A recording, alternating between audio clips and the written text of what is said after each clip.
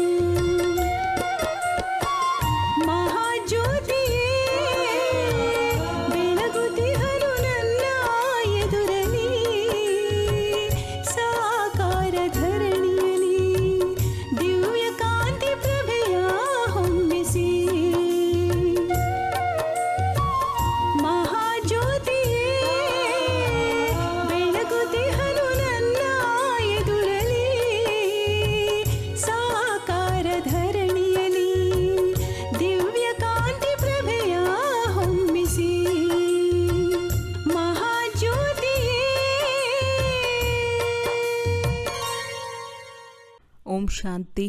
ಇಂದಿನ ದಿನಾಂಕ 9/2/2024. ಮಧುರ ಮಕ್ಕಳೇ, ಶಿವ ಜಯಂತಿ ಎಂದು ನೀವು ವಿಜೃಂಭಣೆಯಿಂದ ನಿರಾಕಾರ ತಂದೆಯ ಚರಿತ್ರೆಯನ್ನು ಎಲ್ಲರಿಗೆ ತಿಳಿಸಿ. ಈ ಶಿವ ಜಯಂತಿಯೇ ವಜ್ರ ಸಮಾನವಾಗಿದೆ. ಪ್ರಶ್ನೆ: ನೀವು ಬ್ರಾಹ್ಮಣರ ಸತ್ಯ ದೀಪಾವಳಿಯು ಯಾವಾಗ ಆಗುತ್ತದೆ?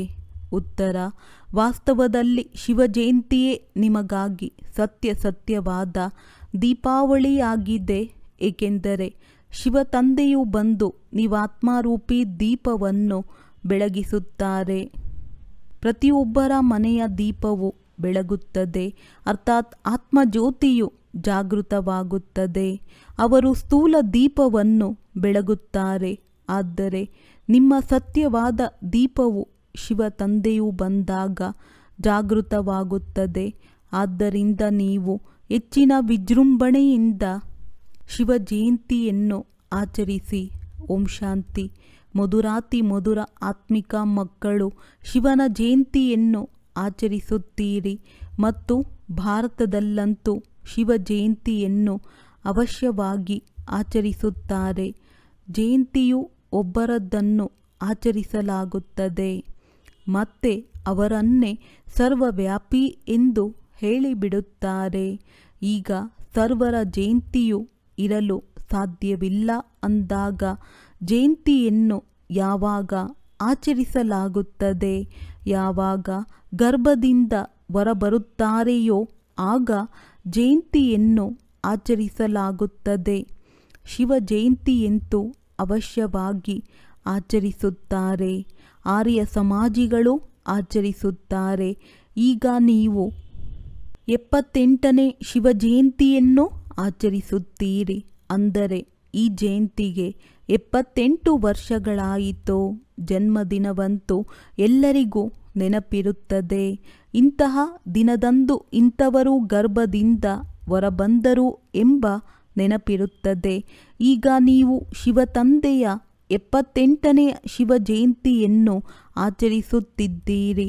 ಅವರಂತೂ ನಿರಾಕಾರನಾಗಿದ್ದಾರೆ ಅಂದ ಮೇಲೆ ಅವರ ಜಯಂತಿಯಾಗಲು ಹೇಗೆ ಸಾಧ್ಯ? ಇಷ್ಟು ದೊಡ್ಡ ದೊಡ್ಡ ಮನುಷ್ಯರಿಗೆ ನಿಮಂತ್ರಣ ಪತ್ರಗಳು ಹೋಗುತ್ತವೆ. ಅವರಲ್ಲಿ ಯಾರಾದರೂ ಪ್ರಶ್ನಿಸಬೇಕಲ್ಲವೇ, ಜಯಂತಿಯನ್ನು ಹೇಗೆ ಆಚರಿಸುತ್ತೀರಿ? ಅವರು ಯಾವಾಗ ಜನ್ಮ ಪಡೆದರು, ಹೇಗೆ ಪಡೆದರು, ಮತ್ತೆ ಅವರ ಶರೀರದ ಹೆಸರು ಏನೆಂದು ಇಟ್ಟರು ಅಂದಾಗ ಇಷ್ಟು ಕಲ್ಲು ಬುದ್ಧಿಯವರಾಗಿದ್ದಾರೆ ಎಂದು ಈ ಪ್ರಶ್ನೆಯನ್ನು ಕೇಳುವುದೇ ಇಲ್ಲ. ನೀವು ಅವರಿಗೆ ತಿಳಿಸಿ, ಅವರು ನಿರಾಕಾರನಾಗಿದ್ದಾರೆ. ಅವರ ಹೆಸರಾಗಿದೆ ಶಿವ. ನೀವು ಸಾಲಿಗ್ರಾಮ ಮಕ್ಕಳಾಗಿದ್ದೀರಿ. ಈ ಶರೀರದಲ್ಲಿ ಸಾಲಿಗ್ರಾಮವಿದೆ ಎಂದು ನಿಮಗೆ ಗೊತ್ತಿದೆ. ಹೆಸರಂತೂ ಶರೀರಕ್ಕೆ ಬರುತ್ತದೆ. ಆದರೆ ಅವರು ಪರಮಾತ್ಮ. ಸಾಲಿಗ್ರಾಮವಿದೆ ಎಂದು ನಿಮಗೆ ಗೊತ್ತಿದೆ. ಹೆಸರಂತೂ ಶರೀರಕ್ಕೆ ಬರುತ್ತದೆ. ಆದರೆ ಅವರು ಪರಮಾತ್ಮ ಶಿವನಾಗಿದ್ದಾರೆ. ಈಗ ನೀವು ಎಷ್ಟೊಂದು ವಿಜೃಂಭಣೆಯಿಂದ ಸಮಾರಂಭಗಳನ್ನಿಡುತ್ತೀರಿ. ದಿನ ಪ್ರತಿದಿನ ನೀವು ವಿಜೃಂಭಣೆಯಿಂದ ತಿಳಿಸುತ್ತಾ ಹೋಗುತ್ತೀರಿ. ಯಾವಾಗ ಬ್ರಹ್ಮರವರ ತನುವಿನಲ್ಲಿ ಶಿವ ತಂದೆಯ ಪ್ರವೇಶತೆಯಾಗುತ್ತದೆಯೋ ಅದೇ ಅವರ ಜಯಂತಿ ಎಂದು ಗಾಯನ ಮಾಡಲಾಗುತ್ತದೆ. ಅವರ ತಿಥಿ ತಾರೀಕು ಯಾವುದೂ ಇಲ್ಲ. ನಾನು ಸಾಧಾರಣ ತನುವಿನಲ್ಲಿ ಪ್ರವೇಶ ಮಾಡುತ್ತೇನೆ. ಆದರೆ ಯಾವಾಗ ಯಾವ ಗಳಿಗೆ ಎಂದು ತಿಳಿಸುವುದಿಲ್ಲ. ತಿಥಿ ತಾರೀಕು ದಿನ ಮೊದಲಾದವುಗಳನ್ನು ತಿಳಿಸಿದರೆ ಇಂತಹ ತಾರೀಕು ಎಂದು ಹೇಳುತ್ತಿದ್ದೀರಿ. ನನಗೆ ಯಾವುದೇ ಜನ್ಮಪತ್ರಿ ಮೊದಲಾದವುಗಳು ಇಲ್ಲ. ವಾಸ್ತವದಲ್ಲಿ ಎಲ್ಲರಿಗಿಂತ ಶ್ರೇಷ್ಠ ಜನ್ಮಪತ್ರಿಯು ಇವರದ್ದಾಗಿದೆ. ಇವರ ಕರ್ತವ್ಯವು ಎಲ್ಲರಿಗಿಂತ ಶ್ರೇಷ್ಠವಾಗಿದೆ. ಇವರ ಕರ್ತವ್ಯವು ಎಲ್ಲರಿಗಿಂತ ಶ್ರೇಷ್ಠವಾಗಿದೆ. ಪ್ರಭು, ನಿಮ್ಮ ಮಹಿಮೆಯು ಅಪರಂಪಾರವಾಗಿದೆ ಎಂದು ಹಾಡುತ್ತಾರೆ ಅಂದ ಮೇಲೆ ಅವಶ್ಯವಾಗಿ ಏನಾದರೂ ಮಾಡಿರಬೇಕಲ್ಲವೇ? ಅನೇಕರ ಮಹಿಮೆ ಮಾಡಲಾಗುತ್ತದೆ.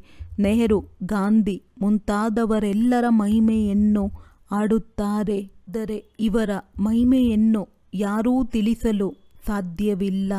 ನೀವೇ ತಿಳಿಸುತ್ತೀರಿ. ಅವರು ಜ್ಞಾನಸಾಗರ, ಶಾಂತಿಯ ಸಾಗರನಾಗಿದ್ದಾರೆ. ಅವರಂತೂ ಒಬ್ಬರೇ ಆದರಲ್ಲವೇ? ಮತ್ತೆ ಅವರನ್ನು ಸರ್ವವ್ಯಾಪಿ ಎಂದು ಏಕೆ ಹೇಳುತ್ತೀರಿ?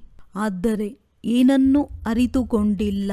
ನೀವು ಶಿವಜಯಂತಿಯನ್ನು ಆಚರಿಸುತ್ತೀರೆಂದರೆ ನಿಮ್ಮನ್ನು ಯಾರೂ ಕೇಳುವ ಸಾಹಸವನ್ನಿಡುವುದಿಲ್ಲ. ಇಲ್ಲವಾದರೆ ಶಿವಜಯಂತಿಯನ್ನು ಆಚರಿಸಲಾಗುತ್ತದೆ, ಮಹಿಮೆಯನ್ನು ಆಡಲಾಗುತ್ತದೆ ಅಂದ ಮೇಲೆ ಅವಶ್ಯವಾಗಿ ಅವರು ಇದ್ದು ಹೋಗಿರಬೇಕು ಎಂಬುದನ್ನು ಕೇಳುತ್ತಿದ್ದರು. ಬಹಳ ಭಕ್ತರಿದ್ದಾರೆ. ಒಂದು ವೇಳೆ ಸರ್ಕಾರವು ಒಪ್ಪದಿದ್ದರೆ ಭಕ್ತರು ಸಾಧುಗಳು, ಗುರುಗಳ ಸ್ಟ್ಯಾಂಪನ್ನು ಮಾಡಿಸುತ್ತಿರಲಿಲ್ಲ. ಎಂತಹ ಸರ್ಕಾರವೋ ಅಂತಹ ಪ್ರಜೆಗಳು. ಈಗ ನೀವು ಮಕ್ಕಳಿಗೆ ತಂದೆಯ ಚರಿತ್ರೆಯು ಬಹಳ ಚೆನ್ನಾಗಿ ತಿಳಿದಿದೆ. ನಿಮಗೆಷ್ಟು ನಶೆ ಇರುತ್ತದೆಯೋ ಅಷ್ಟು ನಶೆಯು ಮತ್ಯಾರಿಗೂ ಇರುವುದಿಲ್ಲ. ನೀವೇ ಹೇಳುತ್ತೀರಿ, ಶಿವಜಯಂತಿಯು ವಜ್ರ ಸಮಾನವಾಗಿದೆ, ಉಳಿದವರೆಲ್ಲರ ಜಯಂತಿಯು ಕವಡೆಯ ಸಮಾನವಾಗಿದೆ. ತಂದೆಯೇ ಬಂದು ಕವಡೆಯನ್ನು ವಜ್ರ ಸಮಾನವನ್ನಾಗಿ ಮಾಡುತ್ತಾರೆ. ಶ್ರೀಕೃಷ್ಣನೂ ಸಹ ತಂದೆಯ ಮೂಲಕ ಎಷ್ಟು ಶ್ರೇಷ್ಠರಾದರು. ಆದ್ದರಿಂದ ಅವರ ಜಯಂತಿಯು ವಜ್ರ ಸಮಾನವೆಂದು ಹೇಳುತ್ತಾರೆ. ಆದರೆ ಮೊದಲು ಕವಡೆಯ ಸಮಾನರಾಗಿದ್ದರು. ಮತ್ತೆ ತಂದೆಯೇ ಬಂದು ವಜ್ರ ಸಮಾನವನ್ನಾಗಿ ಮಾಡಿದರು. ಈ ಮಾತುಗಳನ್ನು ಮನುಷ್ಯರು ತಿಳಿದುಕೊಂಡಿಲ್ಲ. ಅವರನ್ನು ಇಂತಹ ವಿಶ್ವದ ರಾಜಕುಮಾರರನ್ನಾಗಿ ಯಾರು ಮಾಡಿದರು ಅಂದಾಗ ಇದನ್ನು ತಿಳಿಸಬೇಕು. ಕೃಷ್ಣ ಜನ್ಮಾಷ್ಟಮಿಯನ್ನು ಆಚರಿಸುತ್ತಾರೆ. ಮಗುವಂತೂ ತಾಯಿಯ ಗರ್ಭದಿಂದಲೇ ಹೊರಡುವುದು. ಅದನ್ನು ಬುಟ್ಟಿಯಲ್ಲಿ ತೆಗೆದುಕೊಂಡು ಹೋದರು. ಕೃಷ್ಣನಂತೂ ವಿಶ್ವದ ರಾಜಕುಮಾರನಾಗಿದ್ದನು. ಅಂದ ಮೇಲೆ ಆತನಿಗೆ ಭಯ ಎಲ್ಲಿಯದು? ಅಲ್ಲಿ ಕಂಸ ಮುಂತಾದವರೆಲ್ಲಿಂದ ಬಂದರು? ಇವೆಲ್ಲ ಮಾತುಗಳನ್ನು ಶಾಸ್ತ್ರಗಳಲ್ಲಿ ಬರೆದು ಬಿಟ್ಟಿದ್ದಾರೆ. ಈಗ ನೀವು ಇದನ್ನು ಬಹಳ ಚೆನ್ನಾಗಿ ತಿಳಿಸಬೇಕು. ತಿಳಿಸಲು ಬಹಳ ಒಳ್ಳೆಯ ಯುಕ್ತಿಗಳು ಬೇಕು. ಎಲ್ಲರೂ ಒಂದೇ ರೀತಿಯಾಗಿ ಓದಿಸಲು ಸಾಧ್ಯವಿಲ್ಲ. ಯುಕ್ತಿಯುಕ್ತವಾಗಿ ತಿಳಿಸದೆ ಹೋದರೆ ಇನ್ನೂ ಸೇವಾಭಂಗವಾಗುತ್ತದೆ. ಈಗ ಶಿವಜಯಂತಿಯನ್ನು ಆಚರಿಸಲಾಗುತ್ತದೆ ಎಂದರೆ ಅವಶ್ಯವಾಗಿ ಶಿವನ ಮಹಿಮೆಯನ್ನೇ ಮಾಡುತ್ತೀರಿ. ಗಾಂಧಿ ಜಯಂತಿ ಎಂದು ಗಾಂಧೀಜಿಯದೇ ಮಹಿಮೆ ಮಾಡುತ್ತಾರೆ. ಮತ್ತೇನು ತೋಚುವುದಿಲ್ಲ. ಈಗ ನೀವು ಶಿವಜಯಂತಿಯನ್ನು ಆಚರಿಸುತ್ತೀರೆಂದರೆ ಅವರ ಮಹಿಮೆ, ಅವರ ಚರಿತ್ರೆಯೂ ಇರುವುದು. ನೀವು ಆ ದಿನದಂದು ಅವರದ್ದೇ ಜೀವನ ಚರಿತ್ರೆಯನ್ನು ತಿಳಿಸಿ. ಹೇಗೆ ತಂದೆಯೂ ಸಹ ಹೇಳುತ್ತಾರೆ, ಶಿವಜಯಂತಿಯು ಹೇಗೆ ಪ್ರಾರಂಭವಾಯಿತು ಎಂಬುದನ್ನು ಮನುಷ್ಯರು ಯಾರೂ ಕೇಳುವುದೇ ಇಲ್ಲ. ಅವರ ವರ್ಣನೆಯೂ ಸಹ ಇಲ್ಲ. ಅವರ ಮಹಿಮೆಯಂತೂ ಅಪರಂಪಾರವೆಂದು ಗಾಯನವಿದೆ. ಶಿವತಂದೆಗೆ ಭೋಲಾನಾಥನೆಂದು ಹೇಳಿ ಬಹಳ ಮಹಿಮೆಯನ್ನು ಮಾಡುತ್ತಾರೆ. ಅವರಂತೂ ಭೋಲಾ ಭಂಡಾರಿಯಾಗಿದ್ದಾರೆ. ಆದರೆ ಮನುಷ್ಯರು ಶಿವಶಂಕರ ಒಬ್ಬರೇ ಆಗಿದ್ದಾರೆಂದು ತಿಳಿಯುತ್ತಾರೆ. ಶಂಕರನನ್ನೇ ಭೋಲಾನಾಥನೆಂದು ತಿಳಿಯುತ್ತಾರೆ. ವಾಸ್ತವದಲ್ಲಿ ಭೋಲಾನಾಥನೆಂಬುದು ಶಂಕರನಿಗೆ ಹೋಲುವುದಿಲ್ಲ. ಶಂಕರನಿಗಾಗಿ ಹೇಳುತ್ತಾರೆ, ಮೂರನೇ ಕಣ್ಣನ್ನು ತೆರೆದಾಗ ವಿನಾಶವಾಯಿತು. ದತ್ತೂರಿಯನ್ನು ಸೇವಿಸುತ್ತಾರೆ ಎಂದು ಹೇಳುತ್ತಾರೆಂದ ಮೇಲೆ ಮತ್ತೆ ಅವರಿಗೆ ಭೋಲಾನಾಥನೆಂದು ಹೇಳಲು ಹೇಗೆ ಸಾಧ್ಯ? ಮಹಿಮೆಯಂತೂ ಒಬ್ಬರದ್ದೇ ಆಗುತ್ತದೆ. ನೀವು ಶಿವನ ಮಂದಿರದಲ್ಲಿ ಹೋಗಿ ತಿಳಿಸಬೇಕು. ಅಲ್ಲಿ ಅನೇಕರು ಬರುತ್ತಾರೆ. ಆದ್ದರಿಂದ ಅವರಿಗೆ ಶಿವನ ಜೀವನ ಚರಿತ್ರೆಯನ್ನು ತಿಳಿಸಬೇಕು. ಬೋಲ ಭಂಡಾರಿ ಶಿವ ತಂದೆ ಎಂದು ಹೇಳುತ್ತಾರೆ. ಶಿವ ಮತ್ತು ಶಂಕರನ ಭೇದವನ್ನು ನೀವೇ ತಿಳಿಸಿದ್ದೀರಿ. ಶಿವನ ಮಂದಿರದಲ್ಲಿ ಶಿವನ ಪೂಜೆಯಾಗುತ್ತದೆ. ನಾವು ಅಲ್ಲಿಗೆ ಹೋಗಿ ಶಿವನ ಕಥೆಯನ್ನು ತಿಳಿಸಬೇಕು. ಶಿವನ ಜೀವನ ಕಥೆಯನ್ನು ತಿಳಿಸುತ್ತಾರೆ.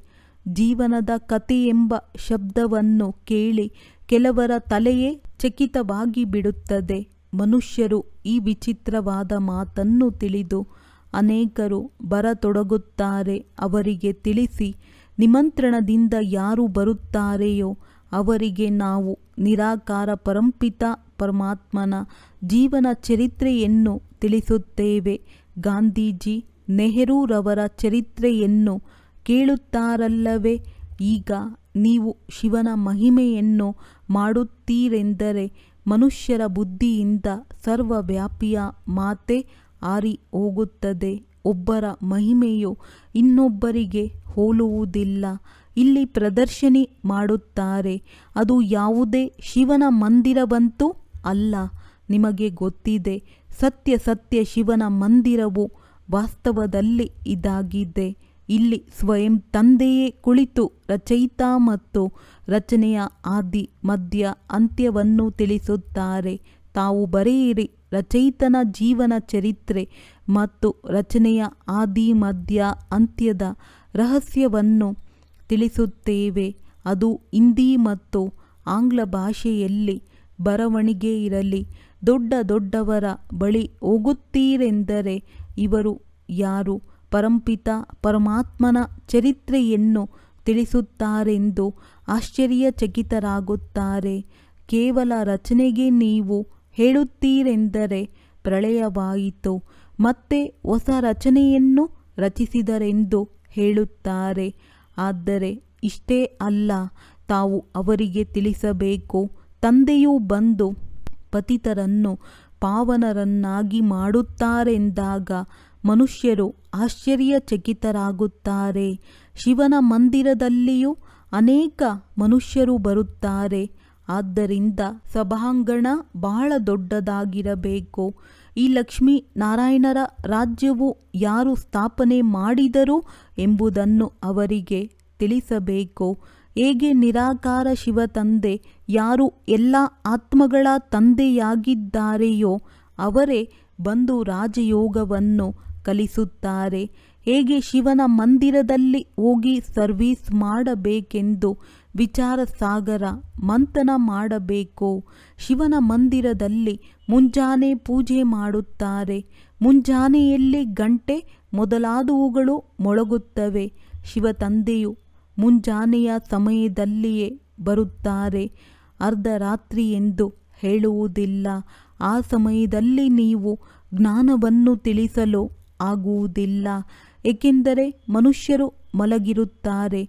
ಮನುಷ್ಯರಿಗೆ ರಾತ್ರಿಯ ಸಮಯದಲ್ಲಿ ಬಿಡುವು ಇರುತ್ತದೆ. ದೀಪಗಳು ಬೆಳಗುತ್ತವೆ. ಬಹಳ ಹೆಚ್ಚಿನದಾಗಿ ಬೆಳಕಿರಬೇಕು. ಶಿವ ತಂದೆಯು ಬಂದು ನೀವಾತ್ಮರನ್ನು ಜಾಗೃತಗೊಳಿಸುತ್ತಾರೆ. ಸತ್ಯ ದೀಪಾವಳಿಯಂತೂ ಇದಾಗಿದೆ. ಪ್ರತಿಯೊಬ್ಬರ ಮನೆಯ ದೀಪ ಬೆಳಗುತ್ತದೆ ಎಂದರೆ ಆತ್ಮಜ್ಯೋತಿಯು ಬೆಳಗುತ್ತದೆ. ಮನುಷ್ಯರು ಮನೆಯಲ್ಲಿ ಸ್ಥೂಲ ದೀಪವನ್ನು ಬೆಳಗಿಸುತ್ತಾರೆ. ಆದರೆ ವಾಸ್ತವದಲ್ಲಿ ಸತ್ಯ ದೀಪಾವಳಿಯ ಅರ್ಥವು ಇದಾಗಿದೆ. ಕೆಲವರ ದೀಪವಂತೂ ಬೆಳಗುವುದೇ ಇಲ್ಲ. ನಿಮಗೆ ಗೊತ್ತಿದೆ, ಈಗ ನಮ್ಮ ದೀಪವು ಹೇಗೆ ಬೆಳಗುತ್ತದೆ. ನಿಮಗೆ ಗೊತ್ತಿದೆ, ಈಗ ನಮ್ಮ ದೀಪವು ಹೇಗೆ ಬೆಳಗುತ್ತದೆ. ಯಾರಾದರೂ ಸಾಯುತ್ತಾರೆಂದರೆ ಅಂಧಕಾರವಾಗದಿರಲೆಂದು ದೀಪವನ್ನು ಬೆಳಗಿಸುತ್ತಾರೆ. ಆದರೆ ಮೊದಲು ಆತ್ಮದ ದೀಪವು ಬೆಳಗಬೇಕು.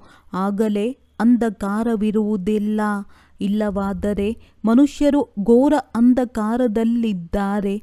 ಆತ್ಮವಂತೂ ಒಂದು ಶರೀರವನ್ನು ಬಿಟ್ಟು ಇನ್ನೊಂದನ್ನು ತೆಗೆದುಕೊಳ್ಳುತ್ತದೆ. ಇದರಲ್ಲಿ ಅಂಧಕಾರ ಮೊದಲಾದ ಮಾತುಗಳೇ ಇಲ್ಲ. ಇದು ಭಕ್ತಿ ಮಾರ್ಗದ ಪದ್ಧತಿಯಾಗಿದೆ. ಎಣ್ಣೆ ಮುಗಿದಾಗ ದೀಪವು ನಂದಿ ಹೋಗುತ್ತದೆ. ಅಂಧಕಾರದ ಸತ್ಯವಾದ ಅರ್ಥವನ್ನು ತಿಳಿದುಕೊಳ್ಳುವುದಿಲ್ಲ. ಮೊದಲು ಆತ್ಮಗಳನ್ನು ಕರೆಸುತ್ತಿದ್ದರು, ಏನನ್ನಾದರೂ ಕೇಳುತ್ತಿದ್ದರು, ಈಗ ಅದು ನಡೆಯುತ್ತಿಲ್ಲ. ಇಲ್ಲಿಯೂ ಬರುತ್ತಾರೆ, ಕೆಲವೊಂದು ಸಮಯದಲ್ಲಿ ಏನಾದರೂ ಮಾತನಾಡುತ್ತಾರೆ. ನೀವು ಸುಖಿಯಾಗಿದ್ದೀರಾ ಎಂದು ಕೇಳಿದರೆ ಹೌದು ಎಂದು ಹೇಳುತ್ತಾರೆ. ಅಂದರೆ ಅವಶ್ಯವಾಗಿ ಇಲ್ಲಿಂದ ಯಾರು ಹೋಗುತ್ತಾರೆ ಅವರು ಒಳ್ಳೆಯ ಮನೆಯಲ್ಲಿಯೇ ಜನ್ಮ ಪಡೆಯುತ್ತಾರೆ, ಅಜ್ಞಾನಿಯ ಮನೆಯಲ್ಲಿಯೇ ಜನ್ಮ ಪಡೆಯುತ್ತಾರೆ. ಜ್ಞಾನಿ ಮನೆಯಲ್ಲಂತೂ ಪಡೆಯುವುದಿಲ್ಲ, ಏಕೆಂದರೆ ಜ್ಞಾನಿ ಬ್ರಾಹ್ಮಣನಂತೂ ವಿಕಾರದಲ್ಲಿ ಬೀಳಲು ಸಾಧ್ಯವಿಲ್ಲ. ಅವರಂತೂ ಪವಿತ್ರರಾಗಿರುತ್ತಾರೆ. ಇಷ್ಟಂತೂ ಹೇಳಬಹುದು, ಒಳ್ಳೆಯ ಸುಖಿ ಮನೆಯಲ್ಲಿ ಹೋಗಿ ಸುಖ ಪಡೆಯುತ್ತಾರೆ. ವಿವೇಕವು ಹೇಳುತ್ತದೆ, ಎಂತಹ ಸ್ಥಿತಿಯೋ ಅಂತಹ ಜನ್ಮ. ಮತ್ತೆ ಅಲ್ಲಿ ತಮ್ಮ ಶೌರ್ಯವನ್ನು ತೋರಿಸುತ್ತಾರೆ. ಬಲೆ ಶರೀರವು ಚಿಕ್ಕದಾಗಿರುವ ಕಾರಣ ಮಾತನಾಡಲು ಸಾಧ್ಯವಾಗುವುದೇ ಇಲ್ಲ. ಸ್ವಲ್ಪ ದೊಡ್ಡವರಾದಾಗ ಅವಶ್ಯವಾಗಿ ಜ್ಞಾನದ ಹೊಳಪನ್ನು ತೋರಿಸುತ್ತಾರೆ. ಹೇಗೆ ಕೆಲವರು ಶಾಸ್ತ್ರಗಳ ಸಂಸ್ಕಾರವನ್ನು ತೆಗೆದುಕೊಂಡು ಹೋಗುತ್ತಾರೆಂದರೆ ನಂತರ ಜನ್ಮದಲ್ಲಿ ಅದರ ಬಾಲ್ಯದಲ್ಲಿ ತೊಡಗಿಬಿಡುತ್ತಾರೆ. ಹಾಗೆಯೇ ಇಲ್ಲಿಂದಲೂ ಜ್ಞಾನವನ್ನು ತೆಗೆದುಕೊಂಡು ಹೋಗುತ್ತಾರೆಂದರೆ ಅವರ ಮಹಿಮೆಯಾಗುವುದು. ನೀವು ಶಿವ ಜಯಂತಿಯನ್ನು ಆಚರಿಸುತ್ತೀರಿ, ಇದರ ಅರ್ಥವನ್ನು ಅವರು ತಿಳಿದುಕೊಳ್ಳುವುದಿಲ್ಲ. ಕೇಳಬೇಕು, ಒಂದು ವೇಳೆ ತಂದೆಯು ಸರ್ವವ್ಯಾಪಿಯಾಗಿದ್ದರೆ ಅವರ ಜಯಂತಿಯನ್ನು ಹೇಗೆ ಆಚರಿಸುತ್ತೀರಿ?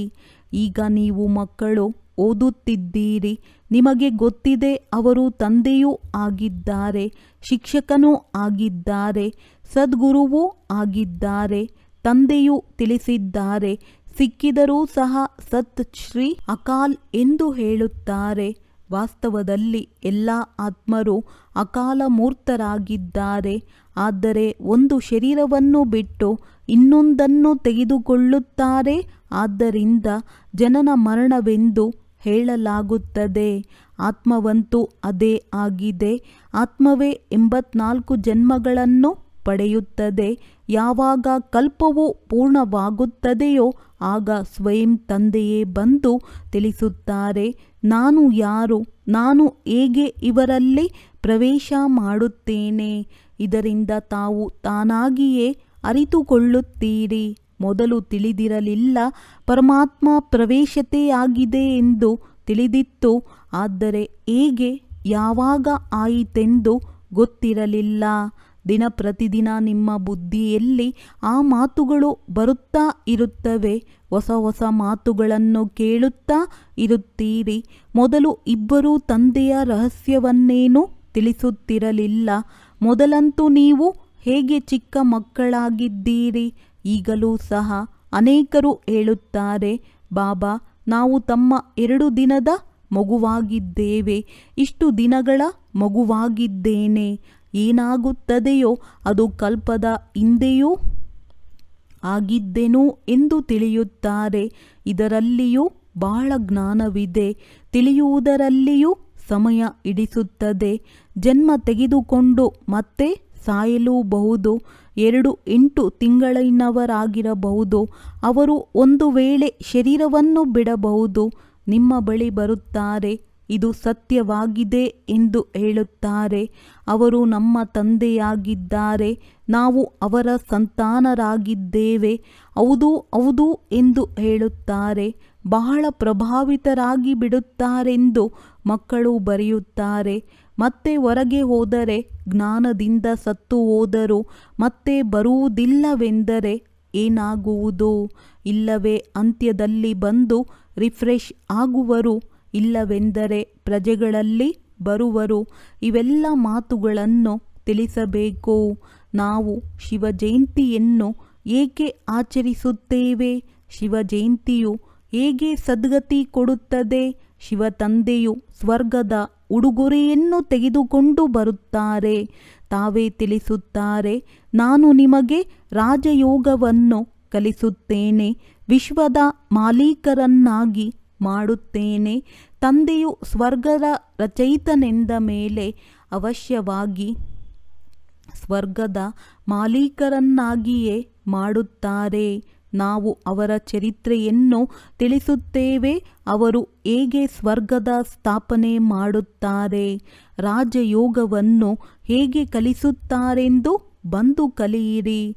ಹೇಗೆ ತಂದೆಯು ತಿಳಿಸುತ್ತಾರೆಯೋ ಹಾಗೆಯೇ ಮಕ್ಕಳು ತಿಳಿಸಲಾಗುವುದಿಲ್ಲವೇ?